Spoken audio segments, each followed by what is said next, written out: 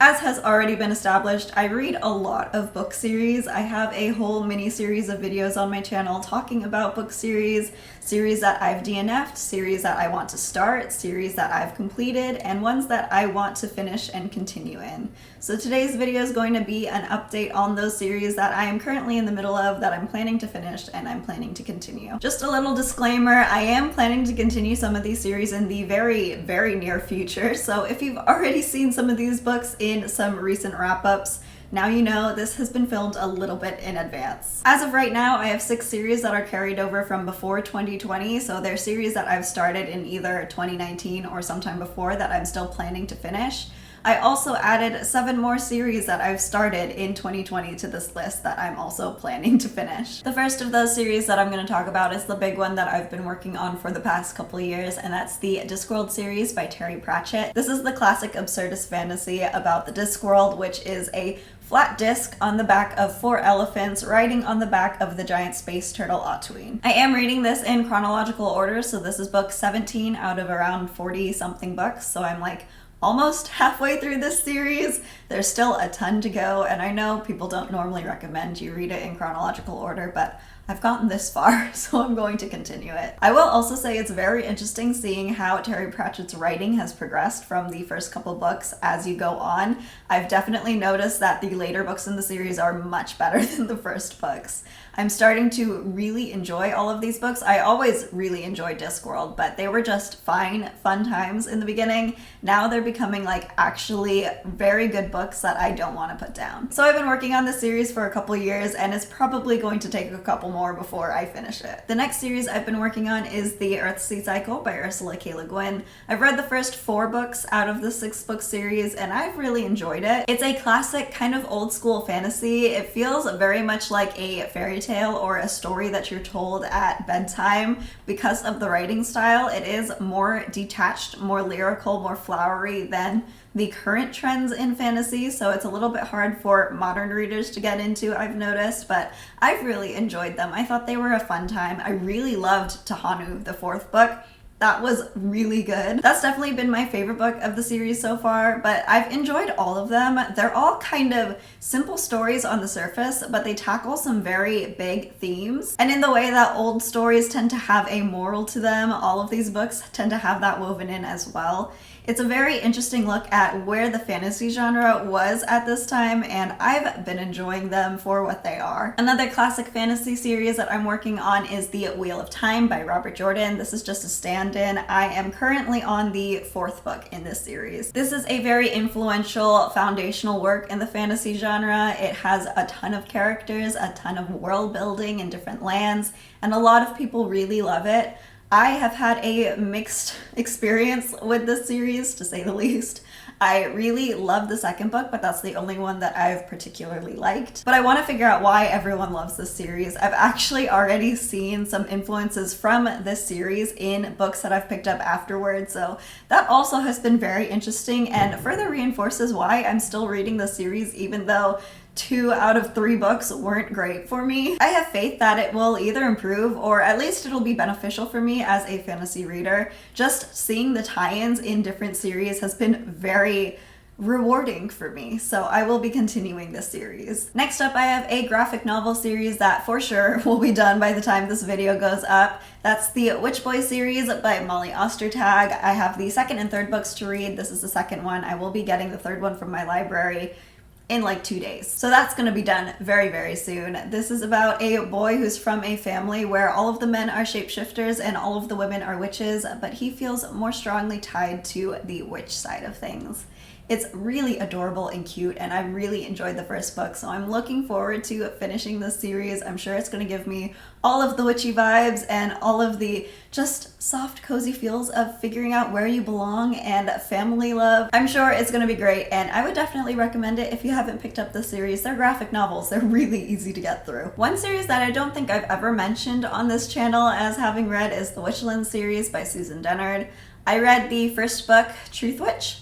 I don't remember anything about it. So I need to reread it before I continue in the series, but it gets so much praise on booktube, especially for its female friendships. Apparently it's the best one done in like anything that anyone can think of. So that's very interesting. I also enjoyed the book. I enjoyed the magic system. I couldn't really tell you what it's about now because it's been a couple years since I read it. I think I reviewed it on my book blog, and I have not had my book blog in a very long time, so that kind of tells you. I do plan to continue this series eventually once I reread the first book. Also, it's still ongoing, so it's probably not going to happen in the near future until it's more likely to end, because I don't know when it's going to end. I think it's at like 7 books or something already, so we'll see. At some point, I plan to continue this series. And another one that I don't know if I've mentioned on this channel either is the Fablehaven series by Brendan Mull. This is a middle grade series following a brother and sister when they find out that their grandparents, I think, or their aunt and uncle, I think it's their grandparents, are actually the keepers of a like sanctuary for magical creatures. It was very sweet and a lot of fun, so I'm looking forward to continuing the series whenever I need something a little bit lighter. Now we're moving into series I started in 2020. The first one is Fortress by CJ Cherryh. This is the second book. The first one is Fortress in the Eye of Time. I also have it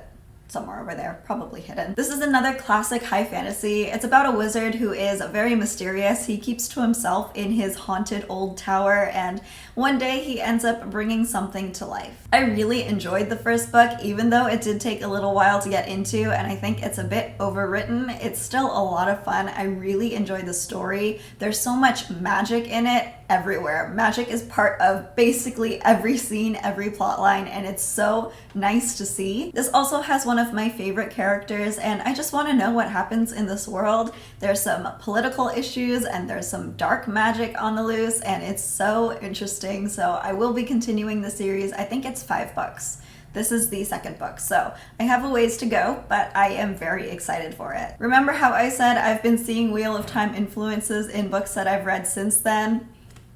This series is one of them. This is the Anghara Hama series by Alma Alexander. Wow, that is hard to say. That's a lot of A's and H's. This is a duology, so this is the sequel. The first book is actually up there. I don't know if you can see it. It's The Hidden Queen, and this series is a reread for me. I read this probably in 5th grade based on one of the post-it notes I found in the first book. That was really fun, actually. But I remember absolutely nothing about this series, which is why I wanted to reread it. I don't think I really loved it as a kid, which would make sense based on what I've read from the first book already, but I still plan to continue it because I have it anyway and I want to know what happens. This is about a young girl who is actually the queen, but she's forced into exile because her half-brother has usurped her crown. She goes into hiding. She's on the run from her brother who wants to kill her, and she's trying to bide her time until she's old enough to take the crown back. While it's not a new favorite book or series, I'm invested enough to continue and finish this last book. And related to rereading old childhood books, which is what I did in September of this year, I also restarted the Gallagher Girl series by Ali Carter.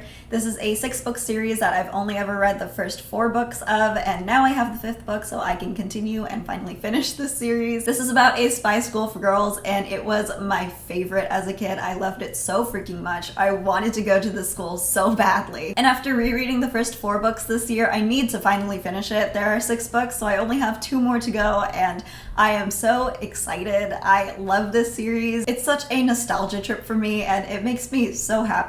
The Gallagher Academy was seriously my version of Harry Potter, so I'm very excited to finally put an end to this series. I started another middle grade series this year, and that's The Jumbies by Tracey Baptiste. I really enjoyed the first book. It centers Caribbean folklore with the Jumbies that are basically demons, and it was so fascinating. It's also a sweet adventure story for kids. I really enjoyed it.